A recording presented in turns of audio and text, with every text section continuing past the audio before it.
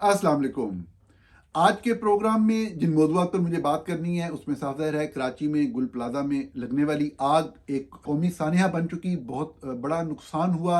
अभी तक भी समझ नहीं आ रही कि कुल नुकसान कितना हुआ है। इस हवाले से जिम्मेदारी किसकी है, इस हवाले से भी एक डिबेट चल रही है। मैं अपनी मारूज़ात और ताज़ा तरीन सूरत हाल आपके साथ शेयर ज़रूर करूँगा, लेकिन इससे पहले आज का अहम मौजू जो है उसके ऊपर हम बात करेंगे। और वो मौजू इस हवाले से है कि अमरीकी सदर डोनाल्ड ट्रंप पूरी दुनिया के बादशाह बनने की ख्वाहिश रखते हैं। ये खबर क्या है, इसकी तफसीलात क्या हैं, इसके ऊपर मुझे बात करनी है और इसी मौजू से अपनी गुफ्तगू का आगाज़ करते हैं।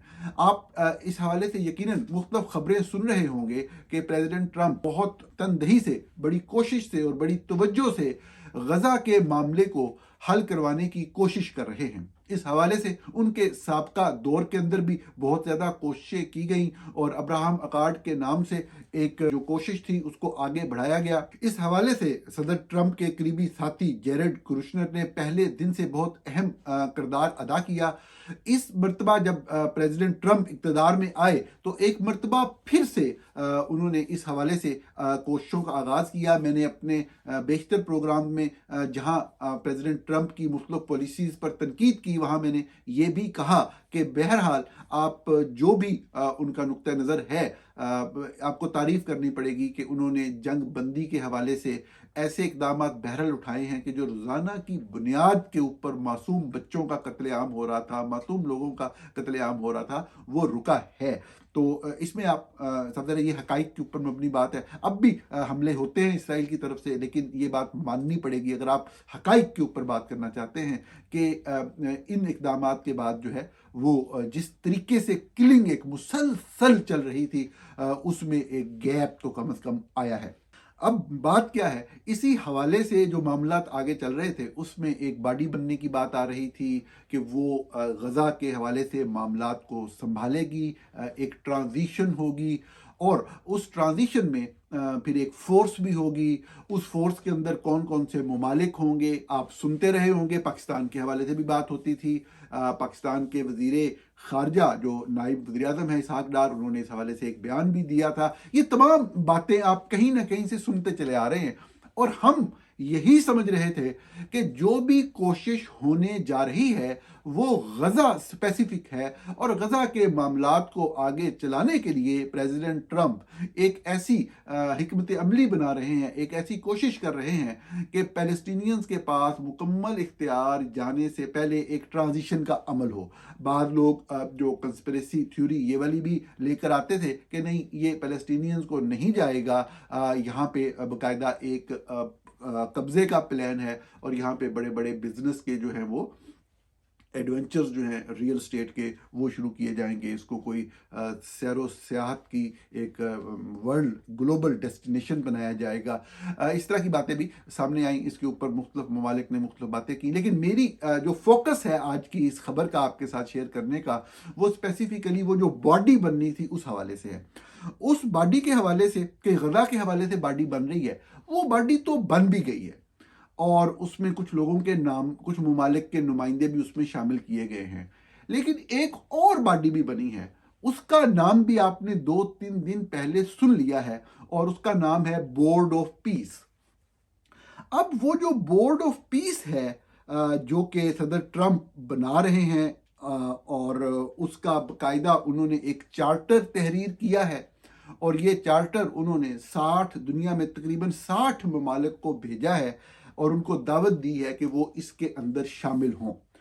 लेकिन वो जो चार्टर है उसका, इस बोर्ड ऑफ पीस का, ये बहुत हैरान कुन चार्टर है, क्योंकि इस चार्टर में तो गजा के हवाले से स्पेसिफिक बात ही नहीं की गई।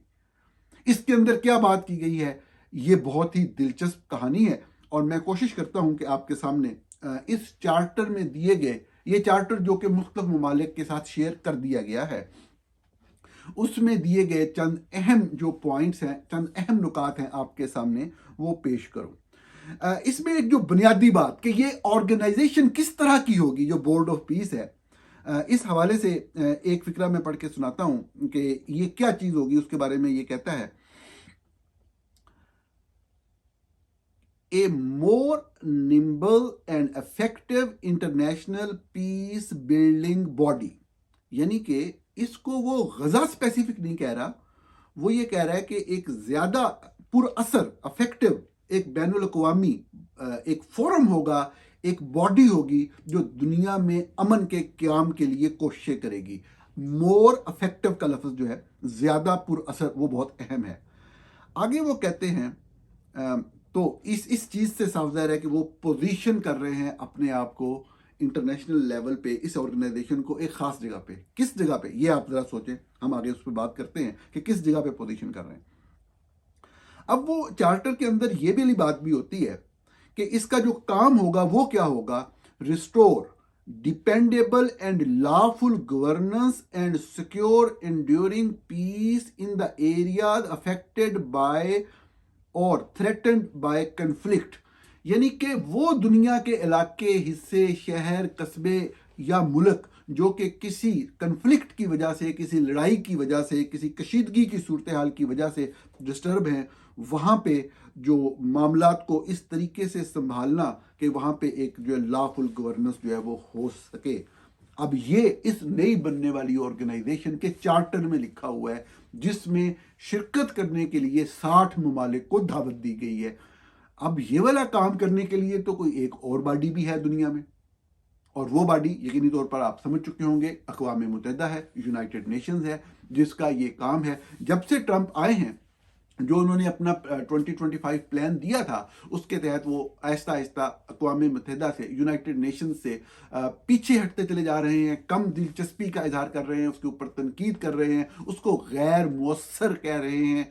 और इसमें जो सबसे अहम बात है वो ये कि अब ये जो ऑर्गेनाइजेशन वो खड़ी कर रहे हैं, इसका वही एजेंडा या इसका वही मैंडेट वो डिफाइन कर रहे हैं जो कि यूनाइटेड नेशन का होता था। आगे चलते हैं, ये बड़ी ही दिलचस्प सूरत हाल है। इसमें वो आगे कहते हैं, सबसे जो ज़बरदस्त बात है कि ये जो बॉडी बनेगी, एक बोर्ड ऑफ पीस होगा दुनिया में, जिसके दुनिया के 60 अहम ममालिक, यानी सारे उन्हें शामिल करने की उन्होंने तरद्दुद नहीं किया, तो जो 60 अहम ममालिक उसमें शामिल होंगे, उसमें वो ये कहते हैं कि जो उसका सबसे बड़ा ऑफिस होगा, जो उसका चेयरमैन होगा, वो कौन होगा?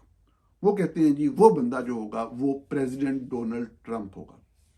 सॉरी, मैंने प्रेसिडेंट का लफ्ज़ गलत बोल दिया है। वो बंदा होगा जी डोनाल्ड जे ट्रंप। वो जो एक बोर्ड ऑफ पीस बनेगा, जो पूरी दुनिया में निज़ाम को कायम रखेगा, अमन के लिए कोशिश करेगा, और वो तमाम बातें जो आगे मैं आपको पढ़ के बताता हूँ वो करेगा। तो उसके जो सरबरा होंगे, जो उसका जो चीफ एग्जीक्यूटिव होगा, वो अमेरिका का सदर नहीं होगा, वो डोनाल्ड जे ट्रंप होगा। ये बड़ी अहम बात है। अच्छा, इसके बाद वो कहते हैं कि जो सदर ट्रंप होंगे, इनका कोई टेन्योर वहां पे नहीं बयान दिया गया। यानी कि जो ट्रंप हैं, जब ये बोर्ड ऑफ पीस बन जाएगा तो वो इसके चेयरमैन होंगे। अब उनके क्या इख्तियार होंगे, वो कैसे काम करेगा बॉडी, वो आगे पढ़ते हैं। लेकिन वो कह रहे हैं कि एक तो ये होंगे और ये होंगे फिर, मतलब अगर ये प्रेसिडेंसी से निकल जाते हैं तब भी यही प्रेसिडेंट होंगे। इससे भी अहम बात आगे ये लिखी है उन्होंने कि आगे वाला चेयरमैन कौन होगा, उसका तयन या उसको डेजिग्नेट भी सदर ट्रंप खुद ही करेंगे। अब ना सिर्फ उसको डेजिग्नेट खुद करेंगे, बल्कि सदर ट्रंप को हटाए जाने की जो है वो कोई सूरत नहीं होगी, सिवाय इसके कि वो इस्तीफा दे दें या वो मेंटली इनकैपेसिटेट हो जाएं। वो मतलब उनके बारे में, उनकी जहनी सूरत हाल के बारे में ऐसी हो कि वो कोई काम ना कर सकते हो, तो इसका फैसला भी जो एग्जेक्टिव बोर्ड है, ये जो बोर्ड ऑफ पीस का एक एग्जेक्टिव बोर्ड होगा, वो ये फैसला करेगा। इस हवाले से वो क्या है वो भी हम आगे देखते हैं। इसको प्रेसिडेंट ट्रंप खुद से इन्वाइट करेंगे मुख्तलिफ स्टेट्स को कि वो हिस्सा बने इस चीज़ का, इस बोर्ड ऑफ पीस का। अच्छा, अब ये जो बोर्ड ऑफ पीस का हिस्सा बनने वाले ममालिक हैं, उसके अंदर वो कितने अरसे के लिए बनेंगे? फर्ज करेंगे चंद ममालिक के लिए 3 साल की एक टर्म रखी गई है। अब ये टर्म कंटिन्यू कैसे कर सकते हैं वो? ये 3 साल बाद ख़त्म हो जाएगी, लेकिन उन लोगों के लिए, उन ममालिक के लिए ख़त्म नहीं होगी जो बोर्ड ऑफ पीस को कंट्रीब्यूट करेंगे, पैसा देंगे $1 अरब से ज़्यादा। अगर कोई मुल्क $1 अरब से ज़्यादा पैसा दे रहा है तो वो फिर कंटिन्यू करता चला जाएगा। अगर वो नहीं दे रहा तो फिर साफ जाहिर है कि फिर वो उसमें नए मेंबर आ सकते हैं, और ये फैसला भी डोनाल्ड जे ट्रंप का होगा कि कौन उसका मेंबर बन सकता है या नहीं बन सकता। ये तमाम ममालिक जो हैं ये अपनी फोर्सेस जो हैं साफ जाहिर है वो उसके डिस्पोजल पे रखेंगे, और प्रेसिडेंट ट्रंप, सॉरी फिर मैं प्रेसिडेंट ट्रंप कह रहा हूँ, इस हवाले से वो प्रेसिडेंट ट्रंप नहीं है, वो चेयरमैन डोनाल्ड जे ट्रंप है बोर्ड ऑफ पीस के।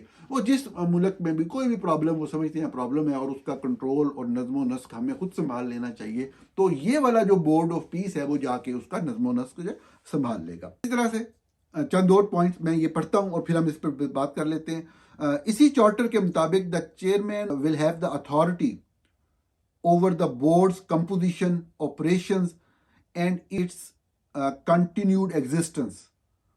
The chairman can invite the states to join, renew or terminate their membership, appoint and remove members of the executive board, nominates its chief executive, and veto any exclusive decision subject only to a possible two-third override.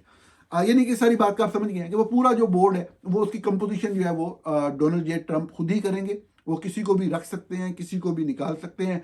Veto की power सिर्फ एक बंदे पास होगी, वो ना China पास होगी, ना Russia के पास होगी, ना फ्रांस के पास होगी, ना बरतानिया के पास होगी, ना ही अमेरिका के पास होगी। इसके मुताबिक जो ये चार्टर है वो सिर्फ डोनाल्ड जे ट्रंप के पास होगी। मजे की चीज है ना, इसको बस आप ऑब्जर्व करें, फिर आगे बात करते हैं। The chairman would also have the exclusive authority to create or dissolve subsidiary bodies, issue binding resolutions, designate his own successor, and dissolve the organization outright or renew it at will every 2 years. Trump would have the final approval over all major board decisions, set meeting agendas, break tie votes, and serve as the ultimate arbitrator of the charter's interpretation. अभी ये तो जी एक तरफ की सूरत हाल है जो कि board का चार्टर है। अभी हम थोड़ा सा गजा के साथ मिलाते हैं और फिर हम इस सूरत हाल के ऊपर गुफ्तगू करते हैं। व्हाइट हाउस ने भी इसके ऊपर बात की है, और एक जो स्टेटमेंट है व्हाइट हाउस की उसके अंदर कहा गया है कि Trump welcome formation of national committee for the administration of Gaza, NCAG, calling it a vital step forward in stabilizing the territory. The NCAG will be led by Dr. Ali Shant, described by the White House as a widely respected technocratic leader. और ये सारा मतलब ये जो गजा के हवाले से थी वो ये वाली बॉडी है। अब ये सब जरा उस बोर्ड ऑफ पीस के अंडर काम करेगी। अब इसी तरह से ये बताया गया है कि जो ऑपरेशनलाइज जो प्लान है उसके मुताबिक Trump announced the founding executive board under his chairmanship comprising, ये जो executive board होगा फाउंडिंग इसका बोर्ड ऑफ पीस का, उसमें कौन कौन लोग हैं जी। अब उसमें मार्को रूबियो है secretary of state, Steve Witkoff हैं जो मिडल ईस्ट के एनवाई हैं, जैरेड कुशनर हैं, उनको आप जानते हैं, टोनी ब्लेयर हैं ब्रिटानिया वाले, मार्क रोवन हैं, वर्ल्ड बैंक के अजय बांगा हैं, और US deputy national security adviser Robert Gabriel है। इसी तरीके से जो आर्ये लाइटस्टोन और जोश have been appointed senior advisers to the board of peace. उसी बोर्ड ऑफ पीस के सीनियर एडवाइजर के तौर पे इन लोगों की तैनाती की गई है। अच्छा, इसमें यह भी बताया गया है कि the board include 2 military commanders, Egyptian general and the US major general. अच्छा जी, इसी तरीके से बताया गया है कि गजा एग्जेक्टिव बोर्ड एक अलहदा से गजा एग्जेक्टिव बोर्ड भी होगा। वो जो गजा वाली बात है वो ये है, वो एक अलहदा से गजा एग्जेक्टिव बोर्ड भी होगा to assist with the day to day governance and service delivery, naming official from the United State, Turkey, Qatar, Egypt, United Arab Emirates, Israel and United Nations. ये जनाब सारी सूरत हाल है कि बोर्ड ऑफ पीस के नाम से एक ऑर्गेनाइजेशन तश्कील देकर एक तरह से एक पैरेलल क्रिएट करने की कोशिश वाज़े तौर पर लगती है अक़वाम मुत्तहिदा के, क्योंकि अक़वाम मुत्तहिदा की परफॉर्मेंस से जो है वो मुत्तफिक या आप कह लें कि वो कायल नहीं है, तसल्ली बख्श नहीं करार देते सदर ट्रंप उसको। तो ये वो बनाने जा रहे हैं एक ऐसा बोर्ड ऑफ पीस जिसकी बकायदा फोर्सेज होंगी, आर्मी होगी, जिसका पूरा बोर्ड होगा, और उसके मेंबर मुल्क कैसे बनेंगे कैसे नहीं बनेंगे। सबसे जो इंटरेस्टिंग बात है इसकी वो ये है कि उसका चेयरमैन डोनाल्ड जे ट्रंप होंगे और वो अमेरिकी सदर नहीं होगा। उनके कहने का मकसद ये है कि जब अगर वो सदर के दफ्तर से बाहर चले भी जाएंगे तो इसके सदर वो ही रहेंगे, इसके चेयरमैन जो है वही रहेंगे, ये अदारा जो है ये उनके कंट्रोल में रहेगा। क्या ऐसा हो सकेगा या नहीं हो सकेगा? मैं एक काबिल एहतराम सीनियर से बात कर रहा था इस हवाले से, तो उन्होंने एक बड़ा दिलचस्प वाकया सुनाया। वो वाकया सुना के मैं अपने अगले मौजू की तरफ चलता हूँ। उन्होंने मुझे बताया कि जनरल ज़ियाउल हक के दौर में जब उनके ऊपर बहुत ज़्यादा तनकीद होना शुरू हुई कि वो एक इलेजिटिमेट और एक इलीगल रूलर हैं, काबज़ डिक्टेटर हैं, उनकी कोई लीगल अथॉरिटी नहीं है, तो इन बातों से और मीडिया के मेड़ों से या तानों से तंग आकर उन्होंने ये फैसला किया कि वो एक रेफरेंडम कराएंगे। उस रेफरेंडम का सवाल क्या था वो आप सब लोग जानते हैं, मैं उस डिबेट में नहीं जाता। बहरहाल वो रेफरेंडम उन्होंने कराया और उनको पता नहीं कितने परसेंट वोट जो है 99.99 मिल गए और फिर भी वो सदर ही रहे। अब ये हुआ जी कि एक साहब थे, एक सहाफ़ी थे सीनियर, वो भी बड़े काबिल एहतराम सहाफ़ी थे, मोहम्मद आफ्ताब नाम था उनका। वो बेसिकली जलंधर से थे और जलंधर का होने की वजह से, क्योंकि ज़िया खुद भी जलंधर से फैमिली थी, तो उनकी बड़ी कुर्बत थी जनरल ज़ियाउल हक से ना, और गपशप वाला उनका ताल्लुक था। तो उन्होंने एक दिन जनरल ज़िया से पूछा कि ए तुसी की करवाया है, कि ये जो आपने करवाया है ये वाला रेफरेंडम वाला मामला, ये सारे लोग मजाक उड़ा रहे हैं, ये आपने क्यों करवाया है, इसकी वजह क्या थी? तो उन्होंने कहा आगे से, जनरल ज़ियाउल हक ने आगे से जवाब दिया कि यार बात यह है कि पहले ये मुख्तलिफ लोग जो ना ये मुझे कहते थे कि मैं इलीगल डिक्टेटर हूँ, मैं इलीगली जो है वो इक़्तिदार पे काबिज हूँ, अब कोई बंदा ये बात नहीं कह सकेगा। तो मोहम्मद आफ्ताब साहब हंसे और हंसकर उन्होंने जनरल ज़ियाउल हक से कहा कि तुसी मेरे नाल ही मशवरा कर लेंदे, तो आप अगर मेरे से बात कर लेते तो मैं आपको बताता कि जिस दिन तक आप इस वर्दी में हैं, इस इक़्तिदार में हैं, कोई बंदा किसी माई के लाल की जुर्रत नहीं है कि वो आपको इलीगल रूलर कहे, कोई भी नहीं कह सकता जब तक आप इक़्तिदार में। और जिस दिन आप इक़्तिदार में नहीं होंगे, सब कहेंगे कि आप गैर कानूनी और इलीगल थे। ये हमारे माशरे का, हमारे मुल्क का अलमिया भी है, लेकिन ये बड़ी अहम बात थी। यही बात सदर ट्रंप के बोर्ड ऑफ पीस और ज़िंदगी भर उसका चेयरमैन रहने और एक दुनिया का बादशाह बनने की ख्वाहिश के तनासुर में भी हमें नज़र आती है।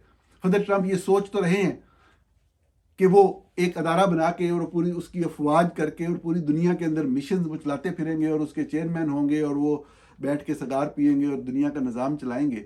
उनके पास जितनी भी ताकत और इक़्तिदार और इख्तियार है वो अमेरिका के सदर होने की वजह से है। जब तक वो हैं वो इस तरह की तमाम बातें कर सकते हैं। जिस दिन वो अमेरिका के सदर नहीं होंगे तो कोई पूछेगा भी नहीं। अगले मौजू की तरफ चलते हैं और ये मौजू कराची के अंदर गुल प्लाजा में लगने वाली एक इंतहाई खौफनाक आग है। मैं इस पर बहुत लंबी बात इसके बैकग्राउंड पे नहीं करूँगा, सिर्फ ये ज़रूर कहूँगा कि जो सेफ्टी मेजर्स हैं कंस्ट्रक्शन के अंदर भी, आम रोज़मर्रा ज़िंदगी के अंदर भी, सड़क के ऊपर चलते हुए भी, घर के अंदर दाखिल होते हुए भी, घर के अंदर रहते हुए भी, किसी शॉपिंग प्लाजा में मार्केट शॉपिंग करने के लिए जाते हुए भी, स्कूल में पढ़ने के लिए जाते हुए भी, किसी दफ्तर के अंदर जाते हुए भी, हमारे यहाँ बहुत कम तवज्जो इस मौजू की तरफ दी गई है। चंद दोस्तों ने जब एक मरतबा मुझे एहसास दिलवाया, इस तरह तवज्जो दिलवाई, बहुत साल पहले की बात है, तो मैंने भी इसको एक गैर अहम मौजू लिया।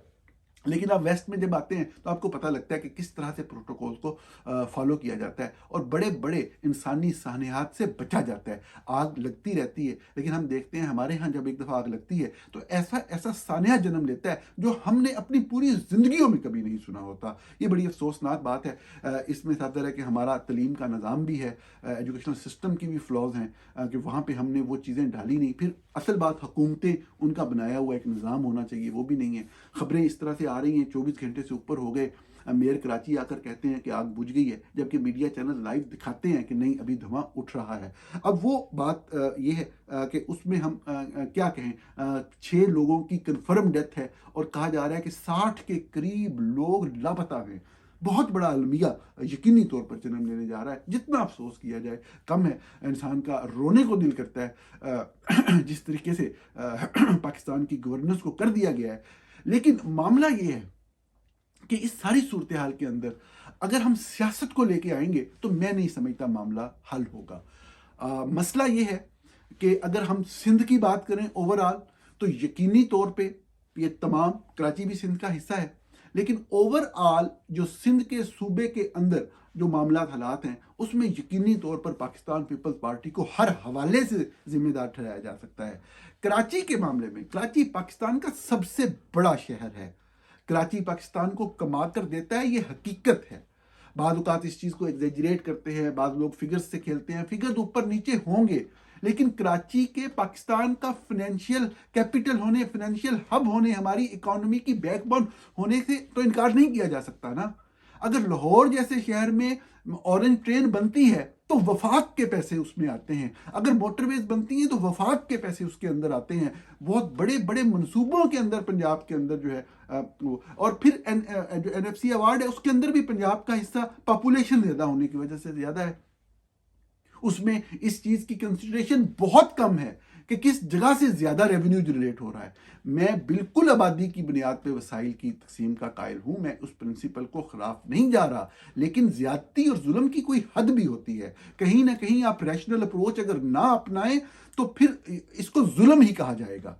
यकीनी तौर पर NFC अवार्ड जो है उसको रिवाइज करने की ज़रूरत है, वफाक का हिस्सा कम करने की जरूरत है, छोटे सूबों का हिस्सा बढ़ाने की जरूरत है, नंबर 1। नंबर 2, जो वफाक का अपना बजट होता है जब वो दूसरे सूबों पर कंट्रीब्यूट करता है तो सबसे पहला हक मैं तो ये कहूंगा कि कराची का इसलिए बनता है कि कराची आपकी पोर्ट है।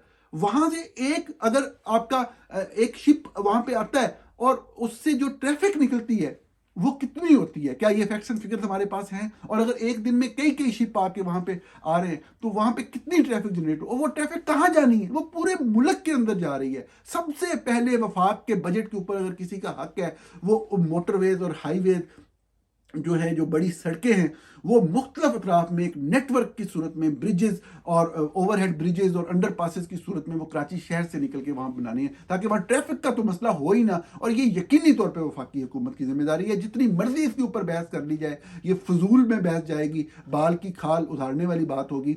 इसमें वफाक का एक बड़ा बुनियादी रोल बनता है। मैं बिल्कुल कोई पीपल्स पार्टी को वो नहीं कह रहा कि पीपल्स पार्टी का कसूर नहीं है, लेकिन अगर हम कराची की बात करें और ये जो सिविल मामलात हैं इनकी बात करें तो इसमें सब लोग बराबर के जिम्मेदार हैं। पूरा इख्तियार जो है फौजी हुकूमतें नहीं, उन्होंने क्या किया?